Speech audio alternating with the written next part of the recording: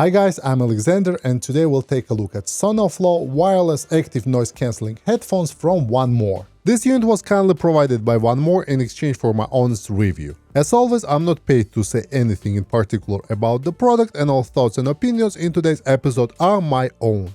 The Sonoflow is a full-size wireless headphones that use 40mm DLC drivers. It supports LDAC and Bluetooth 5.0, has active noise cancelling and boasts up to 70-hour battery life. I rarely review wireless headphones on my channel, but when I do, the highest priority for me is the sound capabilities, design and the build, while functionality and battery life follows second. And I have kept the same approach for One More Sonoflow as well. The headphones come in a large square carton box. On the front of the box there's an illustration of the headphones, high-res and high-res wireless audio certification stickers and a company logo. On the back of the box there's a list of technical specifications and company information. In the box we have One More Sonoflow wireless headphones, a very nice storage and carry case with a zipper, short USB-A to USB-C charging cable, 1 meter long 3.5mm to 2.5mm cable to use this pair in a wired configuration, user manual and a warranty card. Now a couple of words about design and build. The headphones have a minimalistic look and design, and the build of headphones is mostly plastic.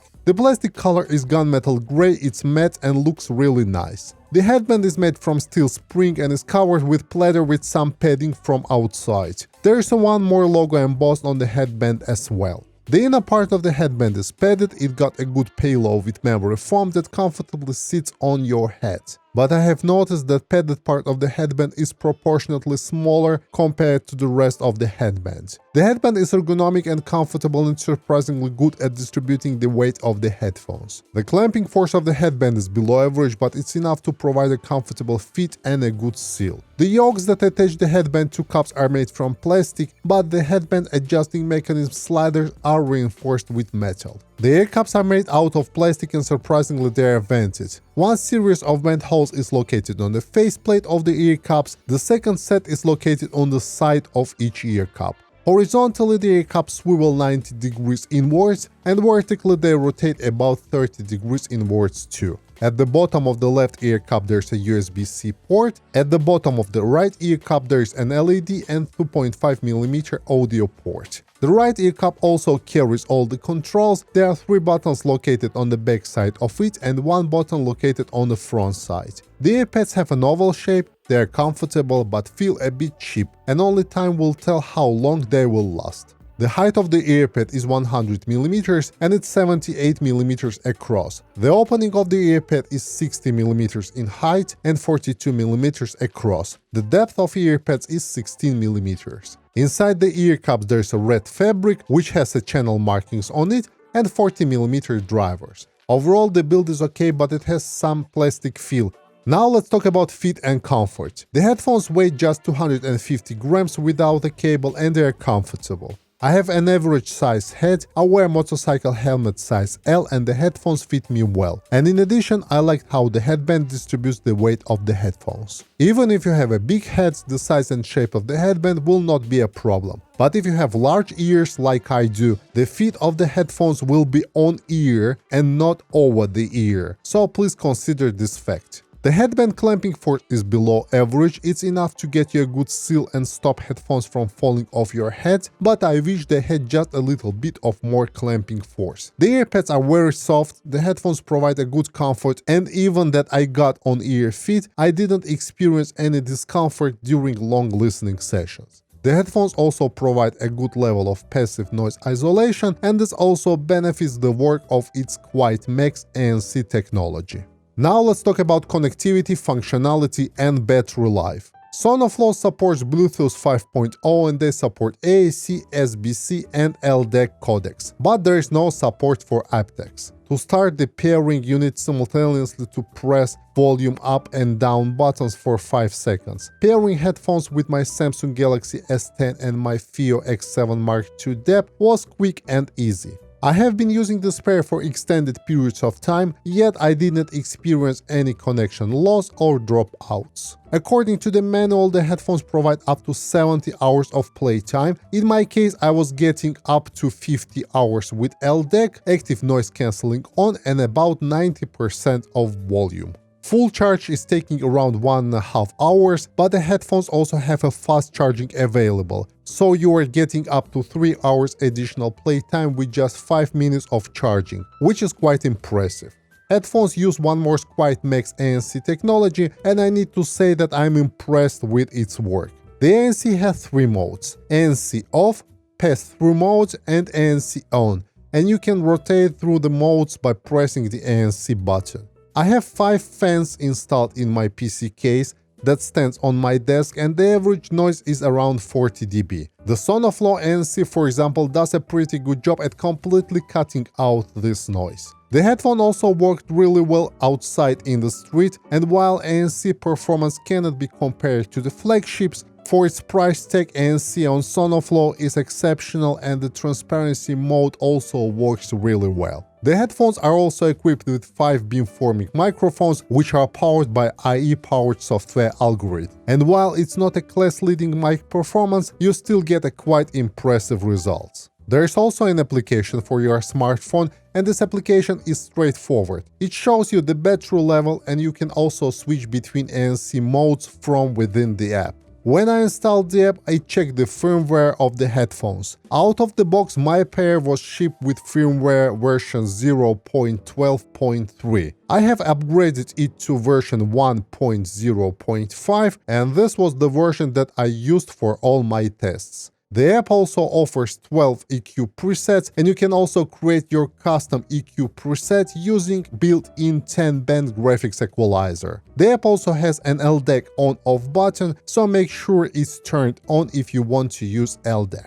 Now a couple of words about cable and wired usage. Sonoflow is rated at 32 ohms, and you don't need a powerful source to drive this pair in a wired mode. The headphones come with one detachable cable. It's 1.2 meters long. On one end there's a straight 3.5mm connector, and on the other end there's a 2.5mm connector. The cable unfortunately is low quality, it has got a memory, easy tangles, and has some microphonics, but finding aftermarket cable won't be a problem at all. When you connect the cable, the headphones automatically turn off, which means you can use ANC in a wired mode. Still, in a wired configuration, Sonoflow sounds a bit better, instrument separation improves, the overall soundstage seems a bit less cluttered, and detail retrieval in wired modes is definitely better. But the mid-bass become even more punchy, which does not benefit the overall presentation. In addition, you can't use OneMore software EQ in wired mode, so you need to find another way to EQ this pair in the wired mode if you need it. Now let's talk about the sound.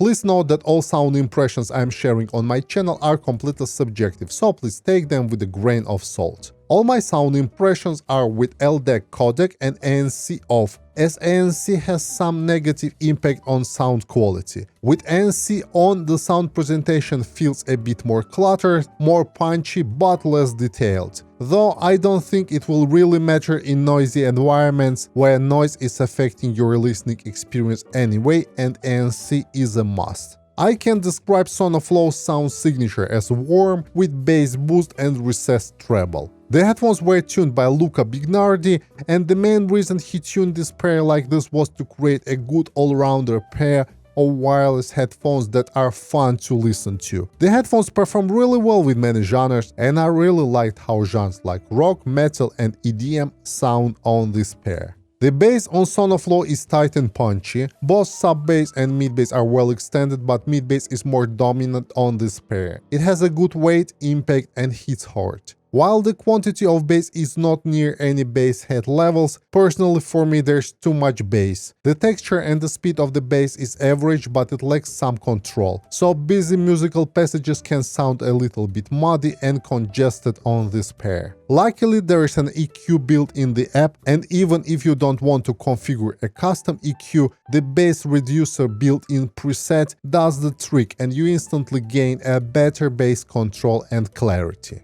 Mid-range on Sonoflow is a bit recessed, but it's smooth and has got a good definition. Vocals and instruments have natural timbre, they sit well in the mix and have fair amount of details. The lower mids have a lot of warmth due to bass bleed, and this adds a lot of weight to lower mids. Upper mid-range sometimes lacks a bit of energy, but it's still smooth and laid back. Upper mids have a good definition and provide a good level of details, and overall the mid-range on this pair is impressive. It's well articulated, warm, smooth and full.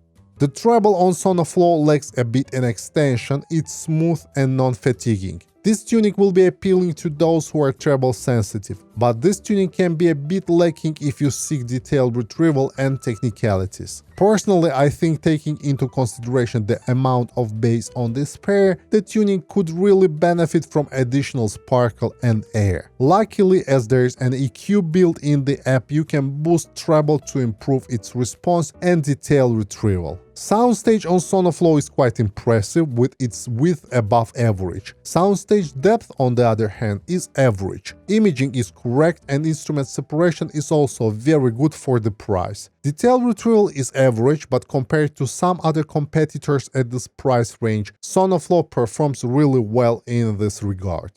Let's summarize. In my opinion, Sonoflow offers a great wireless performance in its price range, and its sound signature makes it a good all-rounder. Pros: good design and comfortable fit, amazing battery life, effective ANC and LDAC support, software EQ presets and sound customization options, stylish carrying case, warm tonality with a punchy bass, and overall excellent value per dollar.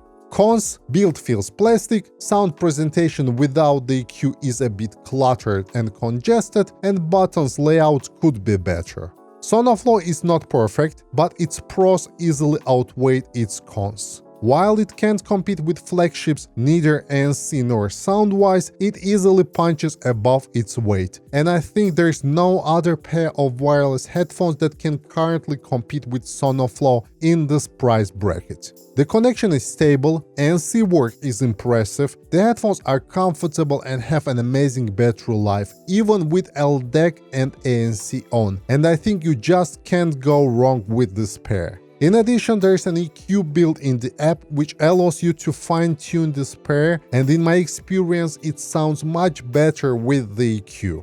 Alright guys, that's all from me for today, and I hope that you enjoyed this review. If you want to see more content like this, please consider subscribing to my channel and click the bell icon to receive new video updates. See you in the next episode. Goodbye.